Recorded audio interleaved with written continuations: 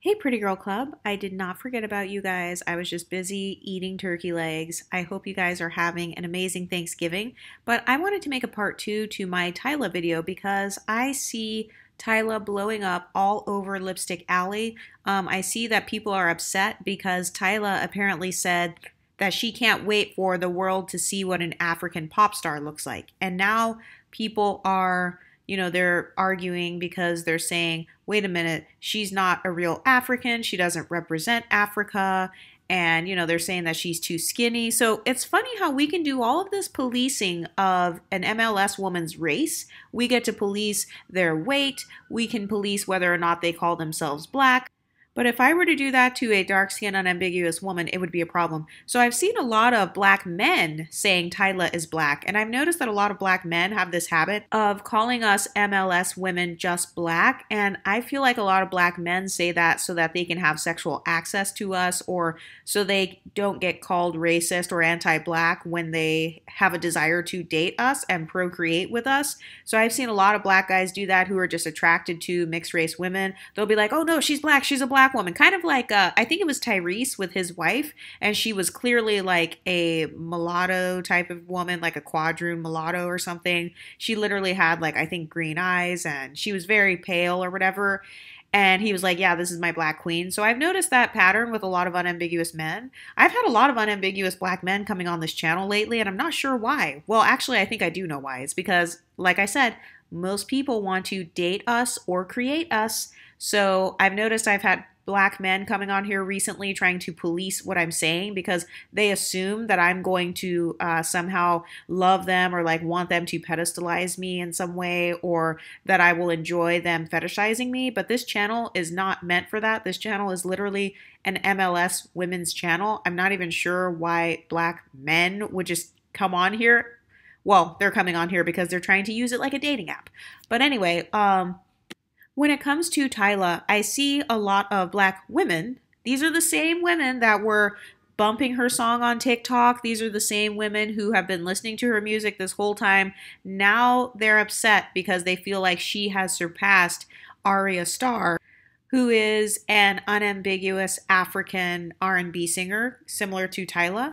And this is yet another example of this problem that we see in the black community where if you are mixed race, if you're multi-generationally mixed in particular, so let's say you don't have a fully white parent, let's say you are like Tyla and you come from a background of mixed race people, kind of like how Creoles do, or Latin American people.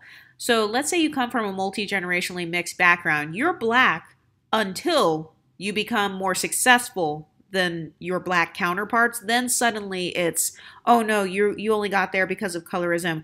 Oh, well, you're benefiting from your ambiguity. And I think that that is such BS because it's like, okay, all of this conversation is focused around the male gaze. I recently saw a YouTuber where she's actually from South Africa, if I'm not mistaken, and she was talking about this whole Arya Starr versus Tyla scenario, and she was saying how a lot of men, they think that Tyla has more sex appeal than Arya Starr. So once again, it goes back to the male gaze. A lot of these women who are male-centered are the main ones complaining about colorism, texturism, featureism, and pretty privilege. It's because they wanted to use their color, their hair texture, or pretty privilege to attract the male gaze. And whenever they fail at that, then they feel like, oh, well, that's not fair. This other girl is getting more male attention than me. And I've noticed that a lot of times that's what this whole conversation boils down to. It boils down to desirability. And when people say desirability, that literally means how much does a man desire you? So once again, it's still extremely male-centered. And then I see women on Lipstick Alley saying, oh, it's amazing how every pop star who is quote unquote black, they're always on the lighter side. That's not true. Kelly Rowland is a pop star. You guys just ignore her, or R&B pop superstar, whatever you want to call it. I personally feel like there are lots of darker skinned black women who do pop music, but because we like to ignore them, then we forget about them because they become literally invisible. So it's funny how the same women who complain about being invisible are the ones who are creating these washed up, unambiguous artists who become invisible after a couple of years. So I'm actually going to pull up one of these comments that I saw on Lipstick Alley, and this girl says, I was convinced Tyla was Rihanna when listening to Water at first. I'm sorry, but another exotical making pop music with an accent is just snooze, just uninterested. Give me Aria, Tiwa, Thames, who actually look closer to the average African woman. We'll listen to this one. Thanks, OP. So, first of all, they use the term exotical. We're getting our exotical tax. But what these women don't realize, though, is that by constantly talking about us, exoticals, and constantly comparing us in a positive way, or like comparing us and saying we're above unambiguous women, we're above dark skinned black women, the fact that they're constantly saying that, they don't realize that they are participating in still pedestalizing us because they're still saying, oh, Zendaya is so much more successful than Keke Palmer. Oh my God, Zendaya is so much richer than Keke Palmer. Oh my gosh, Zendaya is just, she gets so many better roles than Keke Palmer. Oh my gosh, Zendaya has all the attention and all the brand deals, and Keke Palmer is still struggling after all these years.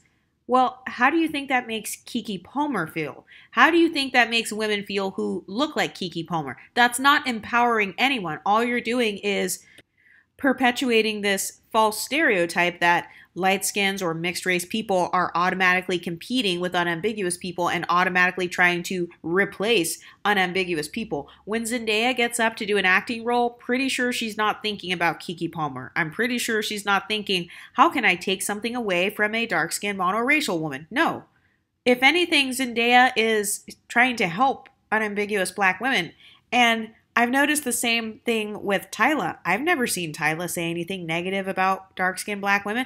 Tyla collaborated with Arya Starr already. So why are we still like comparing the two of them as if they are somehow competitors? Obviously, they don't see themselves as competing against one another. They are in two different lanes, as they should be, because wasn't that the whole point of the Black empowerment movement, was so black women can have their own space? Black women, you guys have had your own space for decades now. Arya Starr, she's a part of your space. Tyla is a part of the mixed race space. So why are you constantly focusing on mixed race issues, mixed race people, what we look like, who we're dating, how many guys like us compared to how many guys like you, how many guys swipe on us on the dating apps compared to how many guys swipe on you?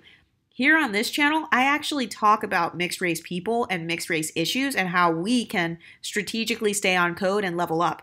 I don't see a lot of unambiguous black women talking about that, but you know what I do see them talking about? Mariah the Scientist, Tyla, Rihanna, Beyonce, basically anybody who is mixed race. I saw them talking about her, the singer, and they were mad at her because she was repping her Filipino heritage. So my question for the black community is, which one is it? Are we a part of your community? Because if so, then you need to accept the fact that we have consistently been pushed to the forefront of your community and will continue to do so because this is what you guys wanted. You guys wanted us at the forefront. You guys wanted Beyonce to be at the top. You guys wanted Rihanna to be at the top. Rihanna can't even sing on the same level as plenty of other dark-skinned artists. But you guys, unambiguous black women, are the main supporters of Rihanna. Same thing with women like Cardi B. Who do you think her supporters are? Who do you think the supporters of Cardi B and Future are? Who do you think the people are that follow Cardi B on Instagram or that helped her to get to where she is? Who do you think the main audience is of Love and Hip Hop, which mainly features MLS women, ambiguous women? Who do you think the main audience is of Real Housewives, which features plenty of MLS women? The main audiences are unambiguous black women. So if we are black, then you need to realize that you are constantly promoting us by watching us, by talking about us, by drawing attention to us, by doing your hair like us, by doing your makeup like us, by mixing your foundation shade with our shade, which helps companies to realize, oh wait, a lot of people want to buy these golden skin tone shades. Okay, let's expand those. Let's go from NC 40 to 45. Let's expand it to NC 45.5 and 44.5. And let's expand all of those shades in there and then kind of ignore the other shades. You don't realize that by all of those things that you're doing, constantly giving us the center of your attention, you are literally elevating our status. You're elevating our status. And this goes along with my talking point where I said most people want to date us or create us. So I don't have a problem if people think that we are pretty and stuff like that. The only area where I have a problem is when people turn around and try to make it as if we are maliciously attempting to take over the black community and we are maliciously, going against darker skinned people and being racist. That is one of the most idiotic comments I've ever heard because, first of all, mixed people can be dark skinned. There are plenty of dark skinned mixed people everywhere. In fact, the majority of mixed race people are not white passing. So that's the first comment that I needed to correct because it's like a lot of people, they stereotype us as, oh, you have to have blonde hair and blue eyes in order to be mixed. And if not, then like you're a regular everyday black woman. No, you're not. You're still not because the average everyday black woman does not look like Justine Skye. She does not have the same hair texture as Chili, and we know that.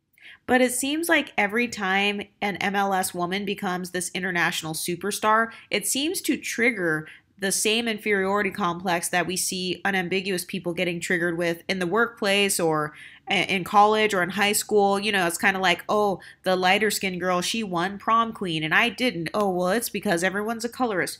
Oh, this girl, she got to date XYZ popular guy in college and I didn't. It's because he's a colorist. I'm just tired of the narrative that anything and everything that we have is due to featureism, colorism, texturism, racism, or anti-blackness. How about Tyla is famous because she's actually talented? How about she actually is pretty? How about she actually does have a nice natural body? How about her natural hair is actually pretty and she actually has a sweet personality? But see, a lot of people have a hard time believing that you could be pretty and have other positive qualities in addition to being pretty.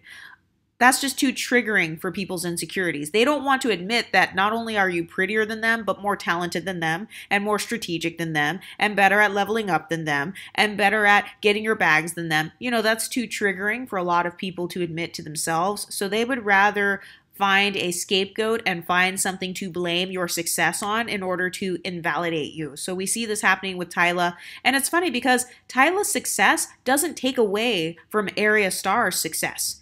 Arya Starr doesn't go around comparing herself to Tyla and saying, oh, everybody's a colorist because they like Tyla more than me. Oh, well, Tyla thinks she's better than me because she's mixed race. And a lot of guys like Tyla more than they like me. And so therefore, Tyla is higher up on a social hierarchy than I am.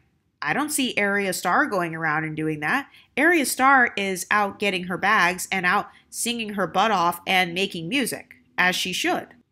So the fact that unambiguous black women are even bringing up a comparison of Tyla to Arya Starr, that is proof that unambiguous black women have internalized the colorism and they've internalized an inferiority complex by making a problem out where there isn't one. Same thing that happened to Keke Palmer versus Zendaya. Keke Palmer wasn't going around saying, oh, well, Zendaya's better than me. Zendaya's richer than me. Zendaya's prettier than me. Zendaya's more talented than me. Zendaya has all this stuff that I don't have. She wasn't going around saying that. Keke Palmer was living her best life. It was unambiguous black women that projected their own inferiority complexes onto Keke Palmer. And Keke Palmer actually corrected them and said, wait a minute, no, you're being colorist by assuming that I'm less successful than Zendaya. And I agree with that sentiment. It's colorist to assume that Arya Starr is less successful than Tyla. First of all, just admit that the way you measure success is based on skin tone. Because that's pretty much the only thing you're judging it on. You're just assuming, oh, Tyla's automatically more successful. Why? Why do you assume that? It's based on skin tone. Just admit that you associate success with skin tone and nothing else.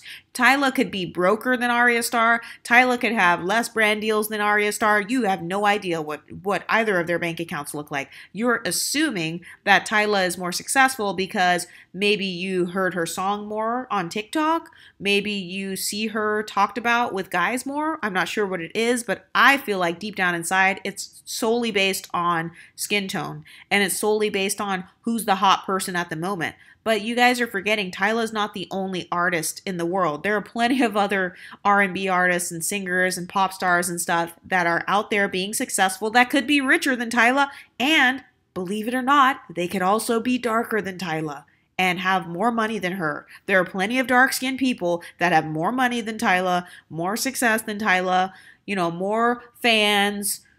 Look at women like Patti LaBelle, Gladys Knight. They're super old, maybe even overweight, but they have more fans, more success, more money than Tyla. So I don't understand why we're just focusing all of our energy and time on Tyla as if she's automatically the most successful person in the entire world, the most successful person that ever existed. No, there are plenty of dark skinned women, dark skinned, unambiguous, black women that have more money than Tyla, who is light skinned, more success than Tyla, who is light skinned, and more of a legacy than Tyla, who is light skinned. So the fact that you're even focusing this much on Tyla to begin with shows that you put her on a pedestal above Patti LaBelle, above Gladys Knight, above all these other darker skinned African American women who have had so much success. And I'm sure there are plenty of South African artists who are dark skinned who have had success as well. I'm not sure because I'm from the United States. By the way, shout out to my new South African subscribers. I've noticed you guys have been really coming through ever since I've been talking more about these issues and about Tyla. But if you're from South Africa, what do you think of this? What do you think of the whole Tyla situation? How is colorism there? Is it more prevalent there? Is it less prevalent there because you've kind of separated the mixed race community from the unambiguous community? Let me know in the comments section and I'll talk to you next time. Stay pretty, ladies.